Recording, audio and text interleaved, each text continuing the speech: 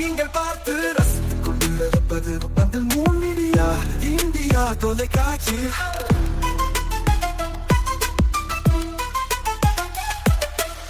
நீங்கள் பார்த்து ரசித்துக் கொண்டிருப்பது உங்கள் மீடியா இந்தியா தொலைக்காட்சி. நீங்கள் பார்த்து ரசித்துக் கொண்டிருப்பது உங்கள் மீடியா இந்தியா தொலைக்காட்சி. நீங்கள் பார்த்து ரசித்துக் கொண்டிருப்பது உங்கள் மீடியா இந்தியா தொலைக்காட்சி.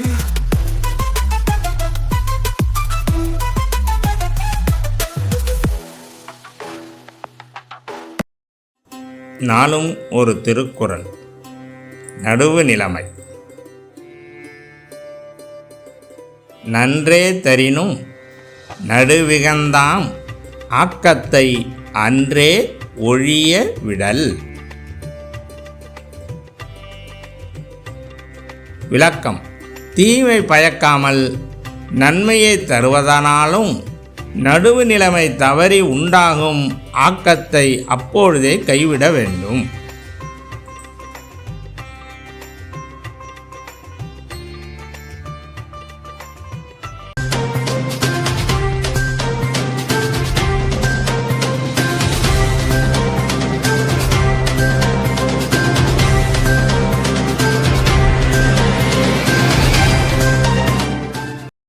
வணக்கம். இன்றைய முக்கிய செய்திகள். விரைவில் 500 அங்கன்வாடி பணியாளர்கள் நியமனம். முதலமைச்சர் ரங்கசாமி அறிவிப்பு.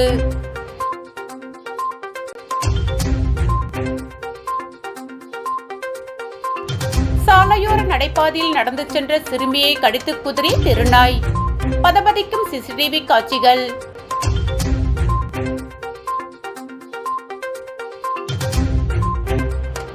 பிரபல துணிக்கடையில் வருமான வரித்துறையினர் சோதனை. தமிழகம் முழுவதும் உள்ள கிளைகளிலும் நடைபெற்றது. இனி விரிவான செய்திகள். புதுச்சேரியில் 500 அங்கன்வாடி பணியாளர்கள் விரைவில் நியமிக்கப்பட இருப்பதாக முதல்வர் ரங்கசாமி தெரிவித்துள்ளார்.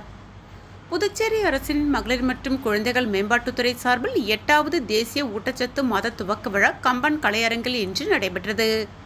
இந்நிகழ்ச்சியில் சிறப்பு விருந்தினர்களாக துணைநிலை ஆளுநர் கைலாஷ்நாதன், முதலமைச்சர் ரங்கசாமி, அமைச்சர் தேனி ஜெயக்குமார், சட்டமன்ற உறுப்பினர் அனிபால் கென்னடி, தலைமை செயலாளர் உள்ளிட்ட அரசு அதிகாரிகள் கலந்து கொண்டனர்.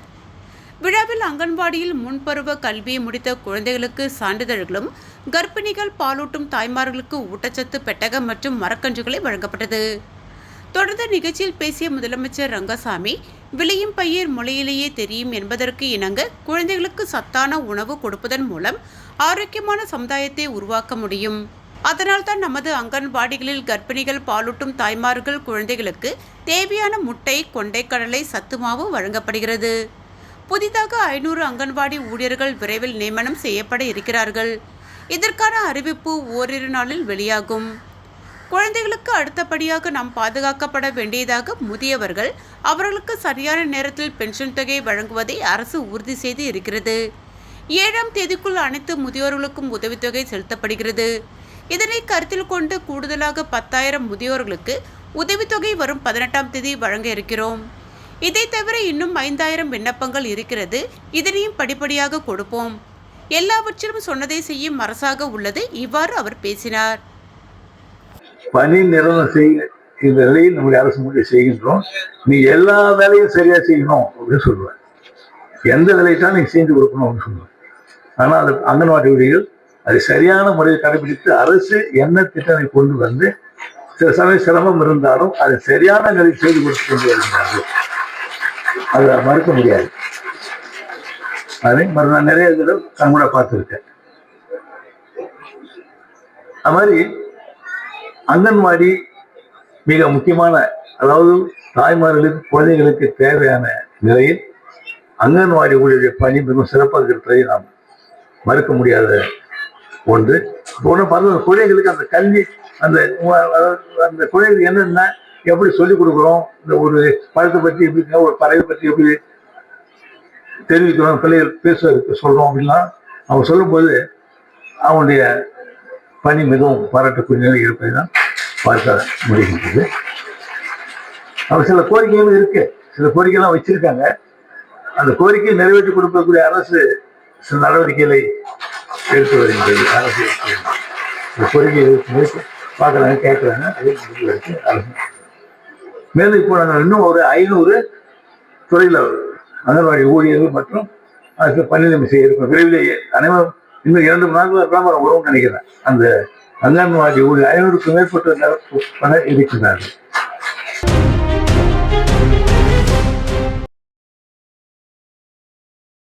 வரி ஏய்ப்பு புகார் காரணமாக தமிழகம் முழுவதிலும் உள்ள போத்தீஸ் நிறுவனங்களில் வருமான வரித்துறையினர் சோதனையில் ஈடுபட்டு வரும் நிலையில் புதுச்சேரியில் உள்ள போத்தீஸ் நிறுவனத்தில் 10க்கும் மேற்பட்ட வருமான வரித்துறை அதிகாரிகள் காலை முதல் சோதனையில் ஈடுபட்டு வருகின்றனர். தமிழகம் முழுவதும் பல்வேறு கிளைகளுடன் இயங்கி பிரபல ஜவுளி மற்றும் நகைக்கடை நிறுவனமான போத்தீஸ் நிறுவனங்களில் இன்று காலை முதல் வருமான வரித்துறையினர் சோதனை நடத்தி வருகின்றனர். குறிப்பாக சென்னை, திருச்சி, கோவை, நாகர்கோவில் உள்ளிட்ட பல்வேறு மாவட்டங்களில் உள்ள போத்தீஸ் கிளைகளில் இந்த சோதனையானது நடைபெற்று வருகிறது. மேலும் சென்னையில் உள்ள அதன் உரிமையாளர் மற்றும் அவரது மகன்கள் இல்லத்திலும் வருமான வரித்துறையினர் சோதனை நடைபெற்று வரும் நிலையில் புதுச்சேரி அண்ணா சாலையில் அமைந்துள்ள போத்தீஸ் நிறுவனத்திலும் சோதனையானது நடந்து வருகிறது. இன்று காலை 2 கார்களில் வந்த 10 பேர் கொண்ட வருமான வரித்துறை அதிகாரிகள் கடையில் உள்ள வாடிக்கையாளர்களை வெளியேற்றிவிட்டு கடையின் ஷட்டரை மூடி சோதனையில் ஈடுபட்டு வருகின்றனர். மேலும் கடை ஊழியர்கள் யாரும் வெளியே செல்லக்கூடாது எனவும் அவர்கள் தெரிவித்துள்ளனர். முதல் கட்டமாக வரி ஏய்ப்பு காரணமாக இந்த சோதனை நடைபெற்று வருவதாகவும் தகவல் வெளியாகியுள்ளது. வருமான வரித்துறை சோதனை காரணமாக அங்கு புதுச்சேரி போலீசார் பாதுகாப்பு பணியில் ஈடுபட்டுள்ளனர்.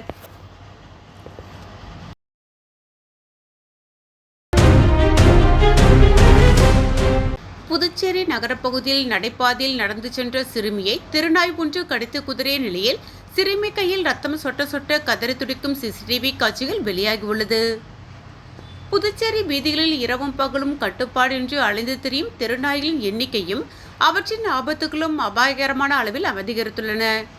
இந்நிலையில் பொதுமக்களின் அன்றாட வாழ்க்கையை பெரிதும் பாதித்து அச்சுறுத்தி வரும் திருநாய்கள் ஏதும் அறியாத குழந்தைகள், பள்ளிக்கு செல்லும் மாணவர்கள், முதியவர்கள் மற்றும் வெளியூர்களில் இருந்து புதுச்சேரிக்கு வருபவர்கள் என்று எவரையும் பாகுபாடின்றி துரத்தி சென்று கடிக்கும் சம்பவங்கள் சர்வசாதாரணமாகிவிட்டன.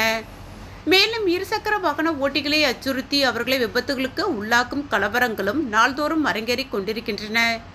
சொறிப்பிடித்த வெறிப்பிடித்த நாய்களின் நடமாட்டம் சுகாதார சீர்கேட்டிற்கும் மன உளைச்சலுக்கும் காரணமாக அமைகிறது. இந்நிலையில் நேற்று நகரின் மைய பகுதியான SV பட்டேல் சாலையில் நடைபாதையில் சென்ற ஒரு சிறுமியை தெருநாய் ஒன்று கடித்து குதறிய சம்பவம் அதிர்ச்சியை ஏற்படுத்தியுள்ளது. மேலும் இது தொடர்பான சிசிடிவி காட்சிகள் தற்பொழுது வெளியாகி உள்ளது. அதில் சிறுமி நடந்து செல்வதும் அப்போது தெருநாய் சிறுமியை கடித்து குதறுவதுமாக, இதனால் சிறுமி கையில் பலத்த காயமடைந்து ரத்தம் சொட்ட சொட்ட அவர் கதறி துடிக்கும் காட்சிகள் உள்ளன. இந்த அதிர்ச்சி தரும் சம்பவத்தால் புதுச்சேரி மக்களின் பாதுகாப்பு கேள்விக்குறியாகியுள்ளது.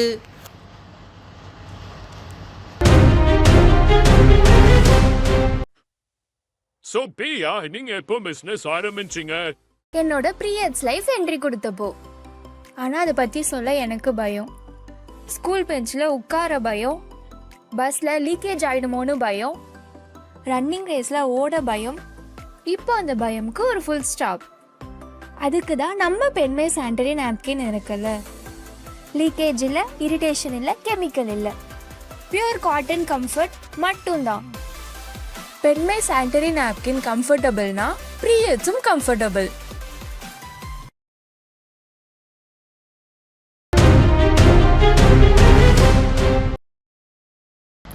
உலக சுனாமி விழிப்புணர்வு தினத்தை முன்னிட்டு புதுச்சேரி வருவாய் மற்றும் பேரிடர் மேலாண்மைத்துறை சார்பில் சுனாமி விழிப்புணர்வு பாதுகாப்பு ஒத்திகை நிகழ்வு நடைபெற்றது.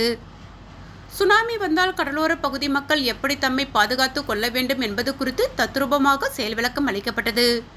சுனாமி விழிப்புணர்வு குறித்து புதுச்சேரி வருவாய் மற்றும் பேரிடர் மேலாண்மைத்துறை சார்பில் சுனாமி விழிப்புணர்வு பாதுகாப்பு ஒத்திகை நிகழ்வு வீராம்பட்டினம் கடற்கரையில் இன்று நடைபெற்றது. துணை மாவட்ட ஆட்சியர் ரிஷிதா ரவி மற்றும் தாசில்தார் பிருத்திவிராஜ் ஆகியோர் மேற்பார்வையில் நடைபெற்ற சுனாமி விழிப்புணர்வு பாதுகாப்பு ஒத்திகை நிகழ்ச்சியில் புதுச்சேரி பேரிடர் மேலாண்மைத்துறை, சுகாதாரத்துறை, தீயணைப்புத்துறை, வருவாய்த்துறை, பொதுப்பணித்துறை, நகராட்சி உள்ளிட்ட பல்வேறு துறைகளை சார்ந்த அதிகாரிகள் கலந்து கொண்டனர். மேலும் சுனாமி ஏற்பட்டால் கடற்கரை ஓரமுள்ள மக்கள் தங்களை எப்படி பாதுகாத்து கொள்ள வேண்டும் என்பது குறித்து ஒத்திகை நிகழ்ச்சியில் செய்முறைகள் மூலம் விளக்கப்பட்டது. இந்த ஒத்திகை நிகழ்ச்சியில் சுனாமி அலை கடற்கரையை தாக்கக்கூடும் என்று அறிவிப்பு வந்துள்ளதால் கடலோரத்தில் வசிக்கக்கூடிய மக்கள் பாதுகாப்பான இடத்திற்கு செல்ல வேண்டும் என்று ஒலிபெருக்கி மூலம் எச்சரிக்கை விடுக்கப்பட்டது. எச்சரிக்கை வந்தவுடன் கடற்கரை பகுதியிலுள்ள மக்கள் பாதுகாப்பான இடத்திற்கு அழைத்துச் செல்லப்பட்டனர். மேலும் கைக்குழந்தைகள் முதியோர்களை அழைத்து செல்ல முடியாமல் தூக்கிச் சென்று விழிப்புணர்வு ஏற்படுத்தினார்கள். இது குறித்து தாசில்தார் பிருத்திவிராஜ் கூறியதாவது: இன்று நடைபெற்ற பாதுகாப்பு ஒத்திகை நிகழ்ச்சியில் சுனாமி பேரலை வருகிறது என்றால் கடற்கரை பகுதியிலுள்ள கிராம மக்களுக்கு வாட்ஸ்அப் குழு மூலம் முதலில் தகவல் அளிக்கப்படும். மீன்வளத்துறை சார்பிலும் எச்சரிக்கை விடுக்கப்படும். மக்கள் பாதுகாப்பான இடத்திற்கு சென்று எப்படி நம்மை பாதுகாத்து கொள்ள வேண்டும் என்பது குறித்து விளக்கப்பட்டது. மேலும் சுனாமி அலை தாக்கியவுடன் கடற்கரை ஓரங்களிலுள்ள பாதிப்புகள் குறித்து முறையாக கணக்கெடுப்பு நடத்தப்பட்டு அரசுக்கு அளிக்கப்படும். அதன் பிறகு கடற்கரை பகுதிகளில் மறுசீரமைப்பு மேற்கொள்ளப்படும். இதுதான் சுனாமி பாதுகாப்பு திட்டத்தின் நிகழ்வு என்று அவர் தெரிவித்தார்.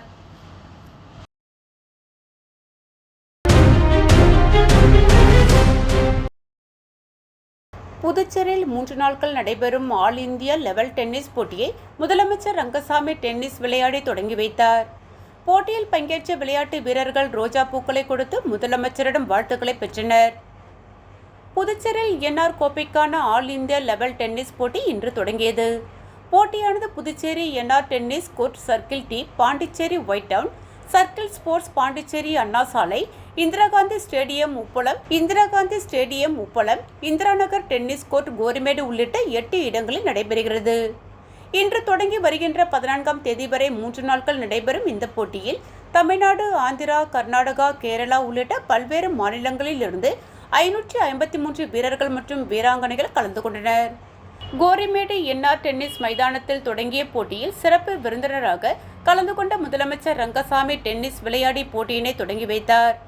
அப்பொழுது போட்டியில் கலந்து கொண்ட விளையாட்டு வீரர்கள் முதலமைச்சர் ரங்கசாமிக்கு ரோஜா பூக்களை கொடுத்து வாழ்த்துக்களை பெற்றனர். மேலும் முதலில் விளையாடும் அணிகளை தேர்வு செய்த முதலமைச்சர் ரங்கசாமி வீரர்களுக்கு வாழ்த்துக்களை தெரிவித்து இலவசமாக டி-ஷர்ட்டுகளையும் வழங்கினார். போட்டியின் இறுதி நாளான 14ஆம் தேதி வெற்றி பெறும் அணிகளுக்கு பரிசுகள் வழங்கும் நிகழ்வு நடைபெறுகிறது. இதில் முதலமைச்சர் ரங்கசாமி கலந்து கொண்டு வெற்றி பெறும் வீரர் மற்றும் வீராங்கனைகளுக்கு சுமார் 6 லட்சம் ரூபாய் மதிப்பிலான விருதுகள் மற்றும் கோப்பைகளை வழங்குகிறார்.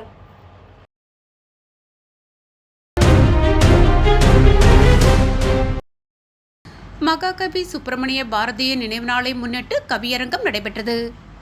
புதுச்சேரி அரசின் கலை பண்பாட்டுத்துறை சார்பில் மகாகவி பாரதியார் அருங்காட்சியகத்தில் கலைமாமணி பாலசுப்பிரமணியன் தலைமையில் கவியரங்கம் நடைபெற்றது. அன்பு தன்னில் செழித்திடும் வையம் என்ற தலைப்பில் நடைபெற்ற கவியரங்கில் கவிஞர்கள் புதுவை பிரபா, சரவணன், திருநாவுக்கரசு, ஜமுனா ரவி, மாலதி ராமலிங்கம், ஜெயஸ்ரீ ஆகியோர் கலந்து கொண்டு கவிதை வாசித்தனர். முன்னதாக ரசிக மதுரா நாட்டியாலயா குழுவினரின் நாட்டிய நிகழ்வு நடைபெற்றது. இதனைத் தொடர்ந்து மகாகவியின் உருவப்படத்திற்கு மலர் வணக்கம் நிகழ்ச்சியில் தமிழறிஞர்கள், கவிஞர்கள், தமிழ் ஆர்வலர்கள், கலை பண்பாட்டுத்துறை அலுவலர்கள் உள்ளிட்ட பலர் கலந்து கொண்டனர். நேசம் எங்கே? எல்லோரும் ஒன்றென்ற ஏக பெரும் பரம்பொருள் அல்லாஹ்வின் கருணை எங்கே? எல்லோரும் ஒன்று மதிப்பது, மதித்து நடப்பது மானுட இனத்தின் பெருமை. எத்தனையோ புலவர். So பிரியா, நீங்க எப்போ பிசினஸ் ஆரம்பிச்சீங்க? என்னோட பீரியட்ஸ் லைஃப் என்ட்ரி கொடுத்தப்போ. ஆனால் அதை பற்றி சொல்ல எனக்கு பயம். ஸ்கூல் பெஞ்சில் உட்கார பயம், பஸ்ஸில் லீக்கேஜ் ஆகிடுமோன்னு பயம், ரன்னிங் ரேஸில் ஓட பயம். இப்போ அந்த பயமுக்கு ஒரு ஃபுல் ஸ்டாப். அதுக்கு தான் நம்ம பெண்மை சானிட்டரி நாப்கின் இருக்குல்ல.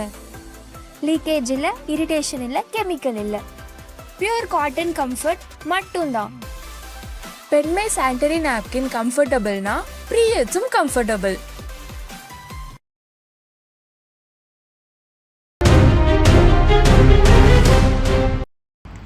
யூபிஐ பரிவர்த்தனை வரம்பு ரூபாய் 10 லட்சமாக உயர்த்தப்பட்டுள்ளது.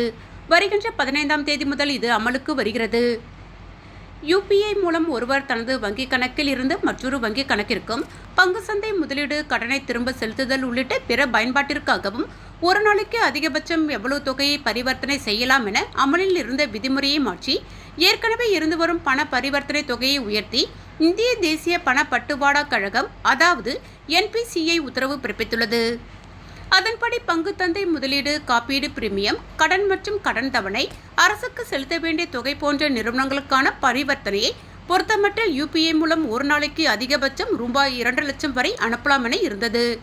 அரசுக்கு செலுத்த வேண்டிய தொகை போன்ற நிறுவனங்களுக்கான பரிவர்த்தனையை பொறுத்தமட்டில் UPI மூலம் ஒரு நாளைக்கு அதிகபட்சம் ரூபாய் 2 லட்சம் வரை அனுப்பலாம் என இருந்ததை ரூபாய் 10 லட்சமாக உயர்த்தி அறிவிக்கப்பட்டுள்ளது.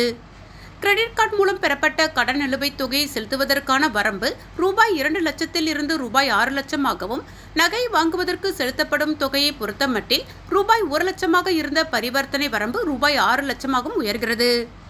தனிநபர் ஒருவர் தனது வங்கிக் கணக்கில் இருந்து மற்றொருவரின் கணக்கிற்கு அனுப்பும் பண பரிவர்த்தனை பொறுத்தமட்டில் ஏற்கனவே அமலில் இருப்பது போன்று ரூபாய் 1 லட்சமாகவே தொடர்கிறது. கல்வி கட்டணம், மருத்துவ கட்டணம், OPI முதல் பங்கு வெளியீடு போன்றவற்றிற்கான பரிவர்த்தனையும் ஏற்கனவே இருப்பது போன்று ரூபாய் 5 லட்சமாக தொடர்கிறது. இந்த உயர்த்தப்பட்ட பரிவர்த்தனை வரம்பு வருகிற 15ஆம் தேதி முதல் அமலுக்கு வருகிறது.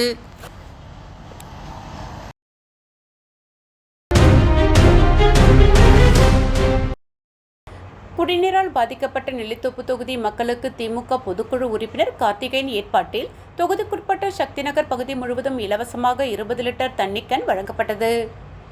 புதுச்சேரியில் கடந்த 10 நாட்களாக குடிநீரில் கழிவுநீர் கலக்கப்பட்டதால் மாநிலம் முழுவதும் சுமார் 50க்கும் மேற்பட்டோர் பாதிக்கப்பட்டு தற்பொழுது வரை சிகிச்சை பெற்று வருகின்றனர். இதேபோல் நெல்லித்தோப்பு தொகுதிக்குட்பட்ட சக்திநகர் பகுதியில் குடிநீரால் மக்கள் பாதிக்கப்பட்டுள்ளனர். இதனையடுத்து திமுக பொதுக்குழு உறுப்பினர் கார்த்திகேயன் சொந்த செலவில் சக்திநகர் முழுவதும் சுமார் 1100 குடும்பங்களுக்கு வீடு வீடாக சென்று இலவசமாக சுத்திகரிக்கப்பட்ட குடிநீர் 20 லிட்டர் கேன் வழங்கப்பட்டது. தொகுதி செயலாளர் நடராஜன், தலைமை பொதுக்குழு உறுப்பினர் வேலவன், மாணவரணி துணை அமைப்பாளர் கண்ணன், மாநில பிரதிநிதி முருகன், தகவல் தொழில்நுட்ப மாநில துணை ஒருங்கிணைப்பாளர் அருண், மாநில இளைஞரணி துணை அமைப்பாளர் கிருபா சங்கர், சக்திநகர் நிர்வாகிகள் பகுதி மாணவரணி துணை அமைப்பாளர் சரவணன், தொகுதி மகளிரணி துணை அமைப்பாளர் வள்ளியம்மை, பூபதி, உமாபதி, சீனு ராகவன், ராஜேந்திரன், பெரியசாமி, குமார், சுப்பிரமணி, பிரதீப், ராபர்ட், கணேஷ், கோகுல், யுவராஜ், பாலாஜி, தொகுதி செயற்குழு உறுப்பினர் ஜெகதேசன், குமார், சரவணன், இளைஞரணி சாமிதாஸ், தொகுதி தகவல் தொழில்நுட்ப அணி துணை ஒருங்கிணைப்பாளர் ஞானவேல் மற்றும் தொகுதி மாணவரணி அமைப்பாளர் அருண் பலர் உணர்ந்தனர்.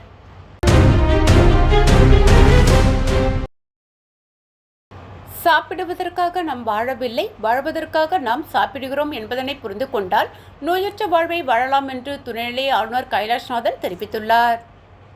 புதுச்சேரி அரசு மகளிர் மற்றும் குழந்தைகள் மேம்பாட்டுத்துறை தேசிய ஊட்டச்சத்து மாதம் தொடக்க விழா கம்பன் கலையரங்கில் நடைபெற்றது. அதிக உடல் பருமனை நிவர்த்தி செய்தல், சர்க்கரை மற்றும் எண்ணெய் நுகர்வு குறைத்தல் என்ற கருப்பொருளை மையமாக வைத்து விழிப்புணர்வு ஏற்படுத்தும் வகையில் விழா நடைபெற்றது. இதில் சிறப்பு விருந்தினர்களாக துணைநிலை ஆளுநர் கைலாஷ்நாதன், முதலமைச்சர் ரங்கசாமி, சமூக நலத்துறை அமைச்சர் தேனி ஜெயக்குமார், சட்டமன்ற உறுப்பினர் அனிபால் கென்னடி உள்ளிட்ட தாய்மார்கள், பொதுமக்கள் என அனைவரும் கலந்து கொண்டனர். விழாவில் முன்பருவ கல்வி முடித்த குழந்தைகளுக்கு நிதி உதவி மற்றும் பாலூட்டும் தாய்மார்கள், கர்ப்பிணி பெண்களுக்கு ஊட்டச்சத்து பெட்டகங்கள் வழங்கப்பட்டது. நிகழ்ச்சியில் பேசிய துணைநிலை ஆளுநர் கைலாஷ்நாதன், உணவு பழக்க வழக்கங்களால் உடல் பருமன், சர்க்கரை, இரத்த அழுத்தம் போன்ற நோய்களால் நாம் பாதிக்கப்படுகிறோம். இந்தியாவில் சுமார் 8 கோடி பேர் சர்க்கரை நோயால் பாதிக்கப்பட்டு இருக்கிறார்கள். அதில் நானும் ஒருவன் என்று குறிப்பிட்டார். நாட்டில் 22% மேற்பட்டவர்கள் இரத்த அழுத்தத்தால் பாதிக்கப்பட்டிருக்கிறார்கள். நகர பகுதியில் வாழ்பவர்களுக்கு உடல் பருமன் விகிதம் கவலை அளிப்பதாக உள்ளது என்று சுட்டிக்காட்டிய துணைநிலை ஆளுநர் கைலாஷ்நாதன், தவறான உணவு பழக்க வழக்கம், அதிகமான சர்க்கரை, உப்பு, எண்ணெய்களால் தயாரிக்கப்படும் ஃபாஸ்ட் ஃபுட் உணவை நோக்கி சென்று கொண்டிருக்கிறோம். இது தவிர்க்கப்பட வேண்டும் என்றார். சாப்பிடுவதற்காக நாம் வாழ்வதில்லை, வாழ்வதற்காக தான் நாம் சாப்பிடுகிறோம் என்பதனை புரிந்து கொள்ள வேண்டும் என்று வலியுறுத்திய கைலாஷ்நாதன், தினமும் உணவுடன் பழ வகைகள், காய்கறிகள் சேர்த்துக்கொண்டு தினமும் 30 நிமிடம் உடற்பயிற்சியும் யோகாவும் செய்தால் உடல் ஆரோக்கியமாக இருக்கும் என்றார்.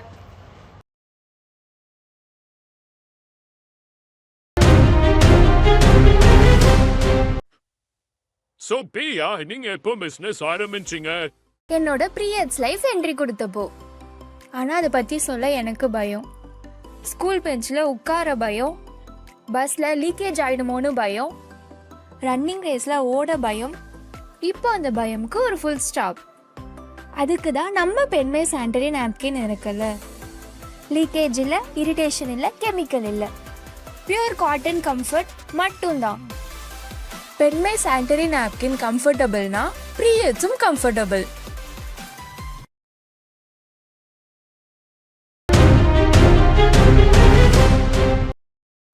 புதுச்சேரி பாரதிதாசன் அறக்கட்டளை பாரதி மன்றம் சார்பில் பாரதி விருது வழங்கும் விழா நடைபெற்றது. புதுச்சேரி பாரதிதாசன் அறக்கட்டளை பாரதி மன்றம் சார்பில் பாரதியார் விழா ஹோட்டல் ஜெயராமில் நடைபெற்றது. விழாவிற்கு அறக்கட்டளை தலைவர் பாரதி தலைமை தாங்கினார். மயிலம் 20ஆம் பட்டம் சிவஞான பாளைய சுவாமிகள் கலந்து கொண்டு பாரதி மன்றம் சார்பில் நல்லி குப்புசாமி, கண்டாக்டர் வனஜா வைத்தியநாதன் ஆகியோருக்கு பாரதி விருது வழங்கி பாராட்டினார். முன்னதாக பாரதி தொகுப்பில் நல்லி குப்புசாமியை பாராட்டி 100 கவிஞர்கள் எழுதியுள்ள நாடு போற்றும் மாண்பாளர் நல்லி குப்புசாமி என்ற நூல் வெளியிடப்பட்டது. நல்லி குப்புசாமி, வனஜா வைத்தியநாதன் ஏற்புரை வழங்கினர். முனைவர் விசாலாட்சி வரவேற்றார். ஜெயந்தி ராஜவேலு தொகுத்து வழங்கினார். வேல்விழி சிவக்கொழுந்து நன்றி கூறினார். நிகழ்ச்சிக்கான ஏற்பாடுகளை செயலாளர் வள்ளி செய்திருந்தார். முன்னதாக கலைமாமணி டாக்டர் நமச்சிவாயம் பாரதியாரின் திருவுருவப் படத்திற்கு மலர் தூவி மரியாதை செலுத்தினார். மணிபாலன், கள்ளக்குறிச்சி மாவட்டம். பொய்யாதி ஏகாம்பரம் கவிஞர், பொய்யாதி ஏகாம்பரம்.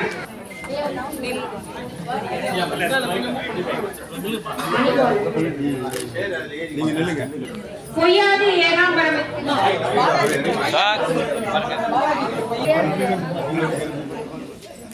கவிஞர்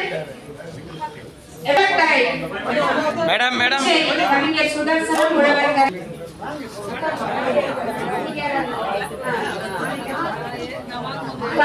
பெங்களூர் அவர்களின் சார்பாக அவருடைய தோழர் பிரதேஷ் முதலியார்பேட்டை புதுச்சேரி, ராஜஸ்ரீ மகேஷ் புதுச்சேரி இருக்கீங்களாமா? கவிஞர் ஆட்டோவில் ரகசிய அறை அமைத்து மதுபானங்கள் கடத்திய நபரை கைது செய்த போலீசார் அவரிடமிருந்து 400 பாட்டில்களை பறிமுதல் செய்தனர். விழுப்புரம் மாவட்ட காவல் கண்காணிப்பாளர் உத்தரவின் பேரில் மேற்கு காவல் நிலைய எல்லைக்குட்பட்ட அண்ணாநகர் அருகே உதவி ஆய்வாளர்கள் லியோ, சார்லஸ், ராபர்ட் மற்றும் காவலர்கள் வாகன தணிக்கையில் ஈடுபட்டனர். அப்பொழுது அவ்வழியாக வந்த ஆட்டோவை நிறுத்தி சோதனை மேற்கொண்டதில் அதில் புதுச்சேரி மதுபானங்கள் இருந்ததை கண்டறிந்து ஆட்டோ ஓட்டி வந்த விழுப்புரம் GRP தெருவை சேர்ந்த சபாபதி என்பவரை கைது செய்தனர். விசாரணையில் புதுச்சேரியிலிருந்து மது பாட்டில்களை கடத்தி வந்து விழுப்புரம் பகுதியில் விற்பனை செய்தது தெரிய வந்தது. மேலும் அவரிடமிருந்து 400 மது பாட்டில்கள் மற்றும் ஆட்டோவை பறிமுதல் செய்தனர். மீண்டும் இன்றைய முக்கிய செய்திகள். விரைவில் 500 அங்கன்வாடி பணியாளர்கள் நியமனம். முதலமைச்சர் ரங்கசாமி அறிவிப்பு.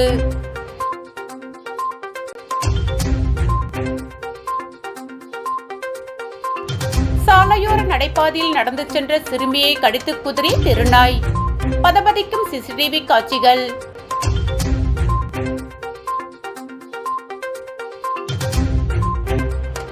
பிரபல துணிக்கடையில் வருமான வரித்துறையினர் சோதனை. தமிழகம் முழுவதும் உள்ள கிளைகளிலும் நடைபெற்றது. இத்துடன் இன்றைய செய்திகள் நிறைவடைந்தன. நன்றி, வணக்கம்.